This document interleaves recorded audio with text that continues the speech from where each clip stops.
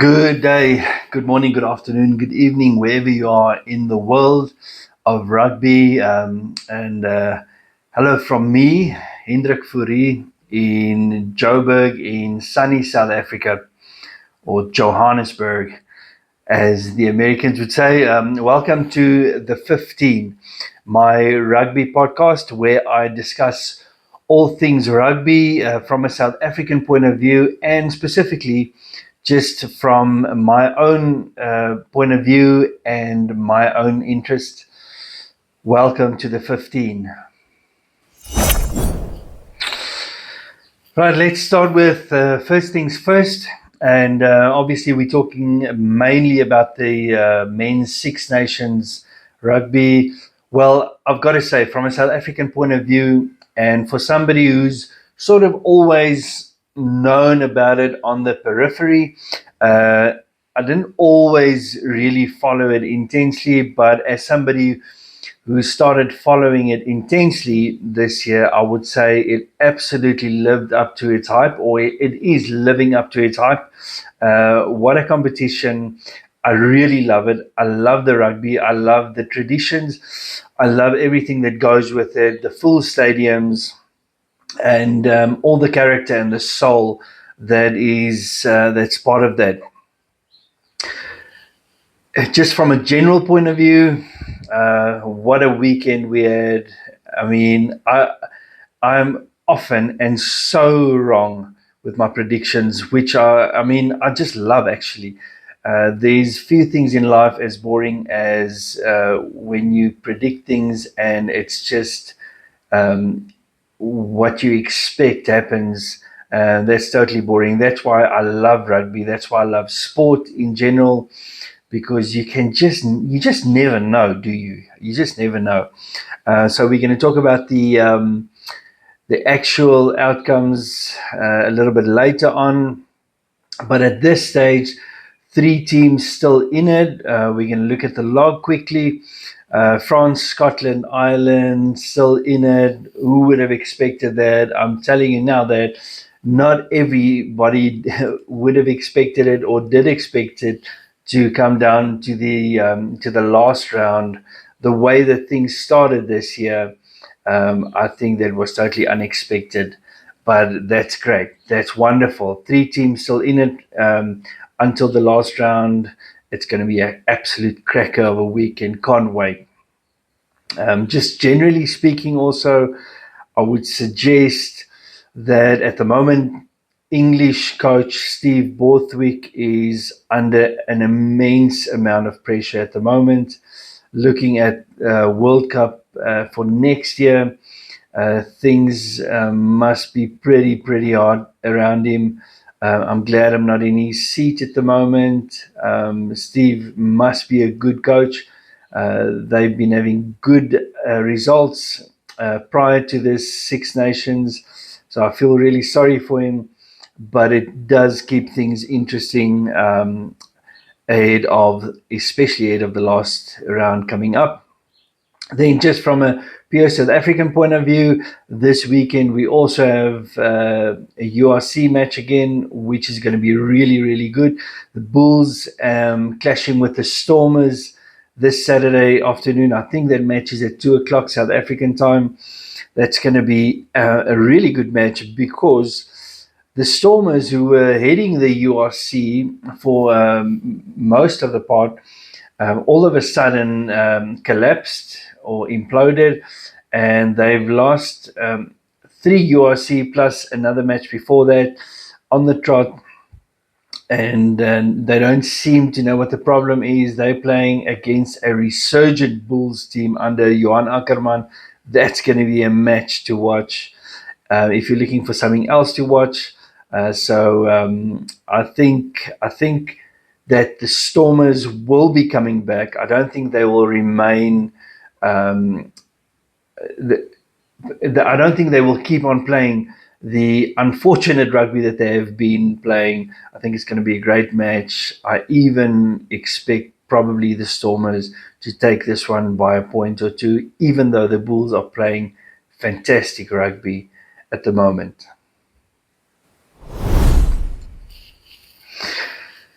Right, so let's quickly have a look at the log and the log standings as it is right now. As I said, very, very interesting and a great way to end a fantastic tournament or championship. Number one, France. Second, Scotland. Three, Ireland. Four, Italy. Five, England. Six, Wales at the moment.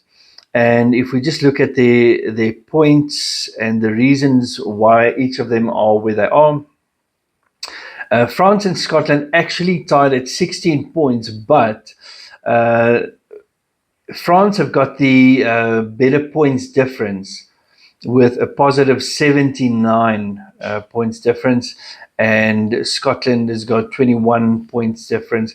So if they do end up with the same amount of log points, then France will win it, unless Scotland can make up that what's a 60 odd points difference, which I don't see that happening against Ireland.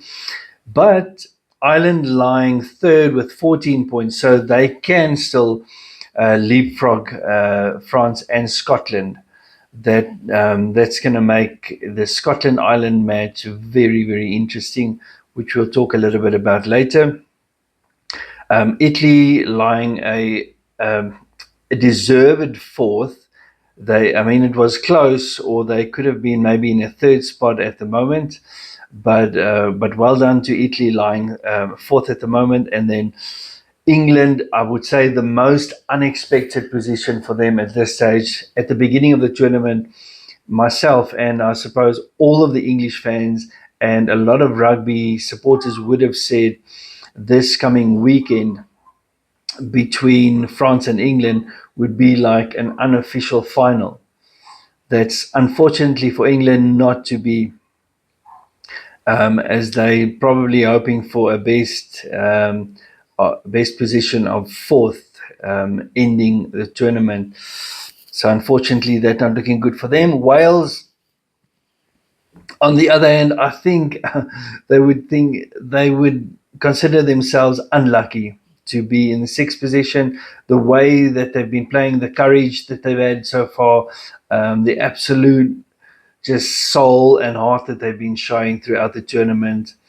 But yeah, somebody's got to be at the bottom, and they would probably do their best to try and not finish at the bottom of the log, although it's highly unlikely that they would finish anything but sixth at the moment. If we just look at the weekend's results, first match was Ireland Wales. Ireland took that match 27-17. I absolutely love the match. I'm really a massive fan of the way that the Welsh are fighting back, never ever giving up. Even though they keep on losing at this stage, they haven't given up as players, as a team on the field. And I mean, that's just what rugby is about. I think the 10-point difference flatters Ireland a little bit. Close to the end, it might have gone the other way. Unfortunately for Wales, it didn't. They're unfortunately on a 14-match losing streak, and definitely hoping to change that. But really, some standout players in the Welsh team as well. But well done to Ireland for winning that match and staying in contention for the tournament. Second match was obviously the surprise of the tournament, and I must say, well done to Finn Russell. If you've been following my podcast a little bit, you would know that I've been saying I'm not a big fan of Finn Russell, nothing personal, but I just never saw him as somebody who is a game changer at the top level. Well, he proved me wrong. He's an absolute, or he had an absolute masterclass. Actually, this whole tournament. So well done to Finn Russell. All the accolades that's bestowed upon him at the moment, well deserved.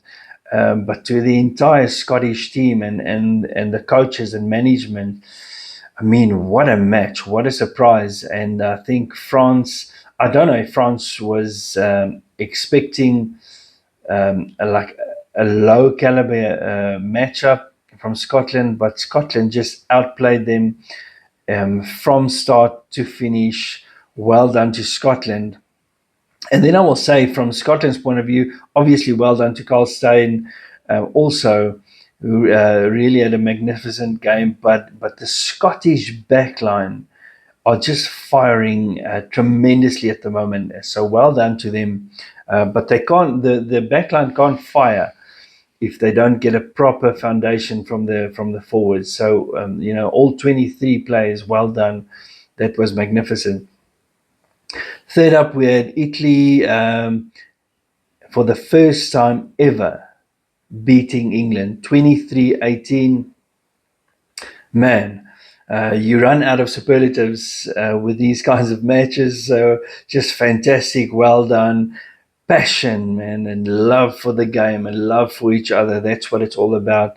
I really love that. Sorry to England that they lost. I will never ever revel in a team's loss.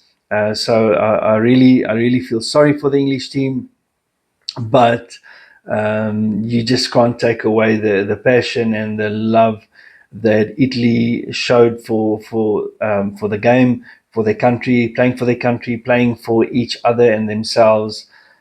That was just superb. Well done to the Italians. All right, so next up, the up and coming last round fixtures for the men's Six Nations. All times that I'm mentioning is obviously South African SA times.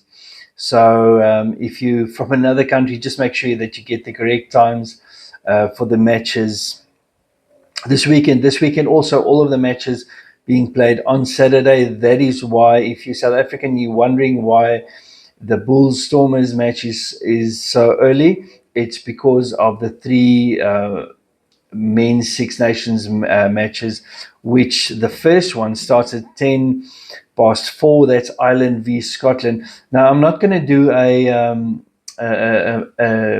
team selection lineup discussion today at all. I know that some of the teams have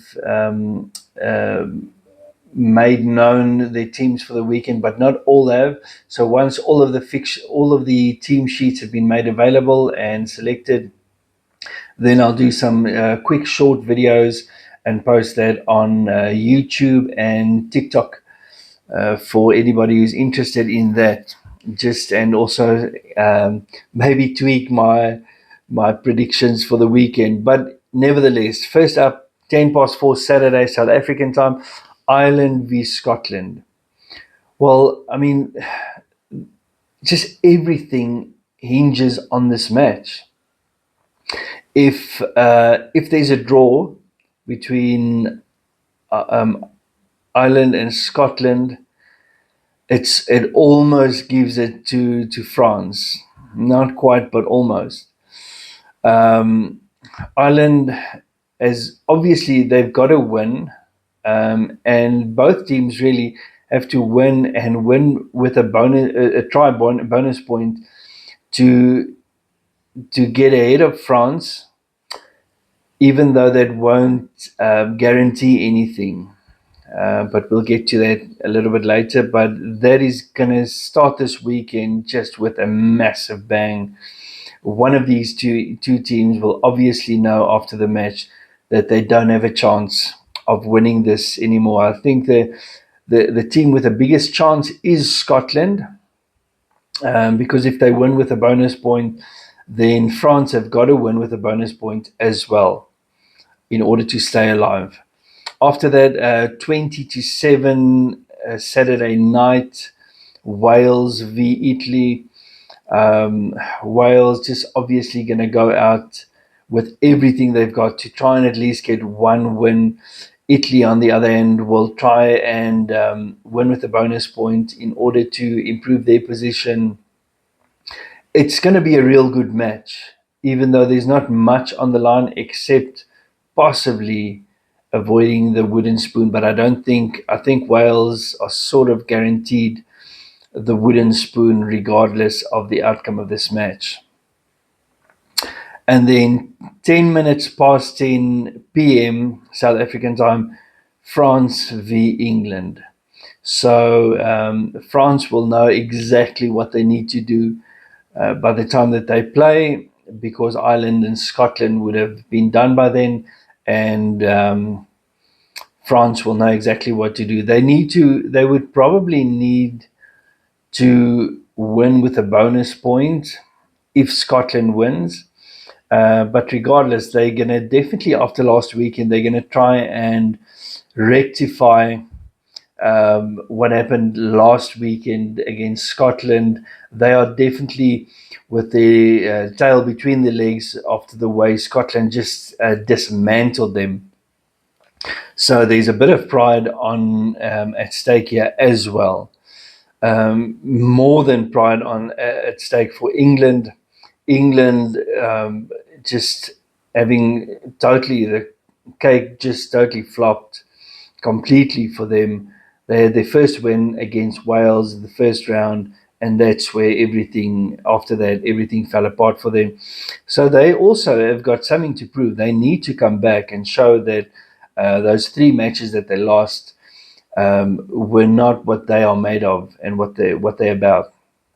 So they are going to want to come back and show that they can also beat France, which, by the way, that match will be played in France.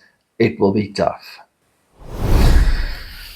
Our last segment, which I'm famously wrong for, is prediction time. I got only 1 out of 3 last weekend, so let's see if I can do better this weekend.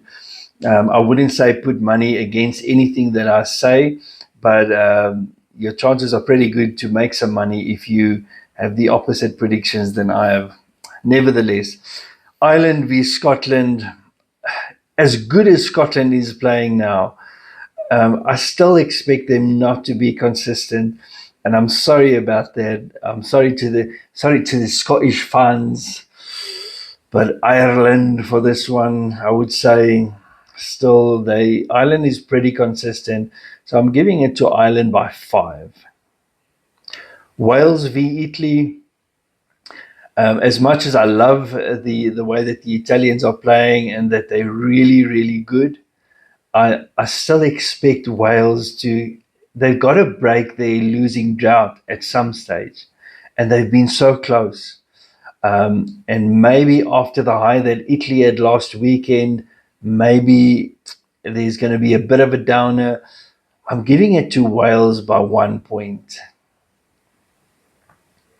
Then lastly, France v England. It's difficult to see England beating France. Even though France got a hiding last weekend from Scotland, it's really difficult to see England rising to the occasion in France and beating the French.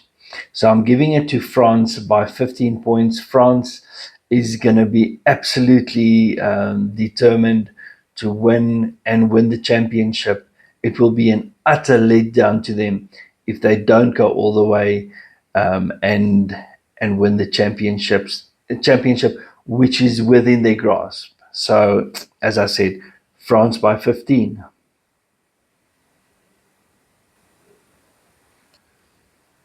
Right, that's all from me for this episode of the 15. Please subscribe if you enjoy my content. Please subscribe and like if you like. Give me a thumbs up. Please give me some positive criticism, some uplifting ideas as well. I'm growing week by week. I'm trying to do better, and just doing what I love, talking about rugby among other things.